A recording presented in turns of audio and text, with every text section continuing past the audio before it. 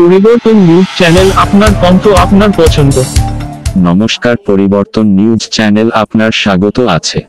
নতুন আপডেট জন্য চ্যানেলকে লাইক, সাবস্ক্রাইব ও কমেন্টস করুন। আজকে আপডেট। আজ আমরা বিচার চাই পশ্চিমবঙ্গ রাজ্যপালের বিশ্ববিদ্যালয় উপাচার্য নিয়ে বিতর্ক। স্বৈরাচারিতার প্রতিবাদে শিক্ষা সংগঠনের শাসক দলের WBCUPA এর সাংবাদিক বৈঠক।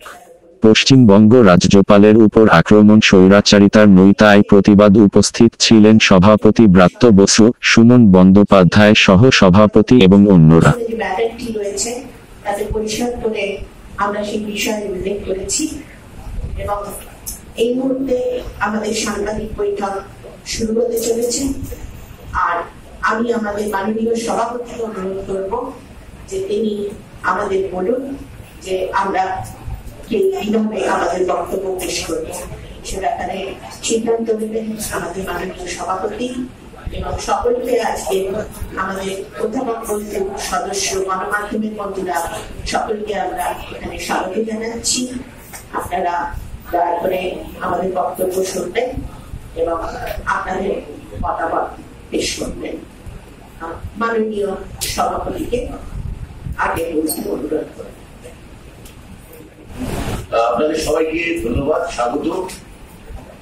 আমরা খুব দ্রুত এই সাংবাদিক বৈঠকটা ডেকেছিলাম, তাতে আপনারা প্রত্যেকে তাতে এসছেন।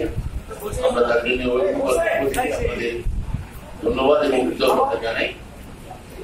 আমাদের মূল দাবি কি এবং কি জন্য এই সাংবাদিক বৈঠক ডাকা হয়েছে তা ইতিমধ্যেই আমাদের সাধারণ সম্পাদক কৃষ্ণকুলি বসু আপনাদের জানিয়েছেন।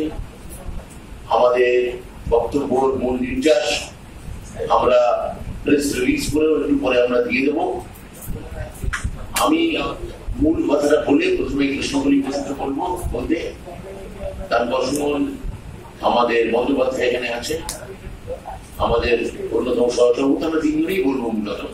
তারপর আপনাদের থেকে যদি কোনো প্রশ্ন থাকে সেগুলো তিনি সই করছেন এবং একই সঙ্গে আমরা দেখতে পাচ্ছি যে তিনি আমাদের সঙ্গে বিষয়টা সুপ্রিম কোর্ট পর্যন্ত, মহামান্য আদালতে, সেখানে বিষয়টা সাবজুডিস বা বিচারাধীন বিষয় হয়ে এই মুহূর্তে পড়ে আছে। এর মধ্যে সুপ্রিম কোর্টের কথায় মাননীয় মুখ্যমন্ত্রী, তার সঙ্গে আচার্যরা এক দফা বৈঠক হয়েছে এবং তারপর আমরাও গেছি, আমাদের সঙ্গে কথা হয়েছে। সেখানে অ্যাটর্নি জেনারেল ছিলেন, কিন্তু যে কারণে বসা সেখানে তার কোনো নষ্ট দেখা যাচ্ছে না এবং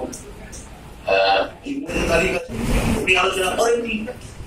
তো উনি সকালে এটা বলেন, দুপুরে সেটা বলেন না, দুপুরে এটা বলেন, সন্ধ্যাবেলা সেটা বলেন না, সন্ধ্যাবেলা গিয়ে এটা বলেন, পরদিন সকালে সেটা বলে যান। এইরকম চিরন্তন একটা অ্যালজাইমার্স নিয়ে চলা মানুষের সঙ্গে কাজ করার খুব মুশকিল হয়। এটা ফলে ওখানে কোনো সমাজের সূত্রের কথা হয় বলুন।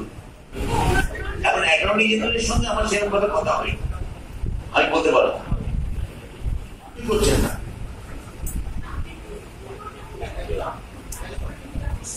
এই তো বসলাম, দিয়ে দিয়েছি। তাহলে সেই জন্যই তো আমরা এই আপনাদের ডাকলাম যে এখানে বসাটা নিষ্ফলা হচ্ছে, এই আলোচনাটা নিষ্ফলা হচ্ছে, এই আলোচনাটা সময় নষ্ট হচ্ছে। এই যত আলোচনার জন্য অনেক সুপ্রিম কোর্ট হয়তো চেয়েছিলেন মাননীয় উচ্চতর আদালত যে আমরা দুপক্ষ সদিচ্ছা দেখাই, আমরা সদিচ্ছা দেখাচ্ছি, কিন্তু আরেক পক্ষে যদি সদিচ্ছা না থাকে তাহলে তার ফল যা হতে পারে সেটাই হয়েছে।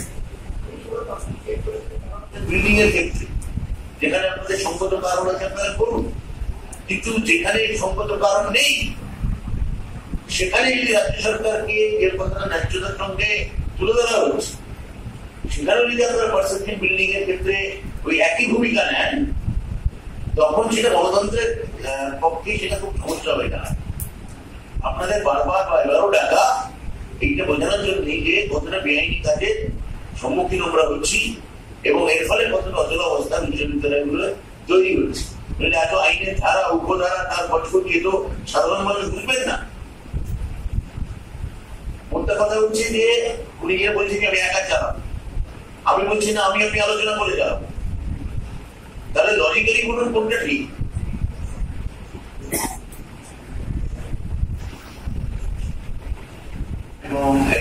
ভাবে সিঙ্গেল বেঞ্চে হিয়ারিং হওয়া সত্ত্বেও সেটা স্থগিত রাখা হয়েছে। কোথায় কোথায় কি কোথায় প্রভাব বিস্তার করছে এগুলো আমরা জানি না। আমরা আইন অনুযায়ী চলতে চাই। আমরা মহামান্য আদালতের দ্বারস্থ হচ্ছি। আমরা রাজনৈতিক ভাবে এখানে প্রভাব বা ইত্যাদি এগুলো আমরা খাটাতে চাইনি। আমরা বিশ্ববিদ্যালয়গুলোর কঠোর অবস্থা তৈরিও করে চাইনি। আমরা চেয়েছি আইন মাফিক চলুন। সেইখানে আমাদের বারবার এই ধরনের স্বেচ্ছাচারিতা মুখোমুখি হয়ে আমাদের সমস্যা হচ্ছে, যেটা আপনাদের সামনে তুলে ধরা এবং মানুষের জানা এটা দরকার। সেই কারণে আজকে সাংবাদিক বৈঠক ডাকা। আপনাদের সবাইকে আবার উপস্থিত হওয়ার জন্য ধন্যবাদ। বাইরে চাপানের ব্যবস্থা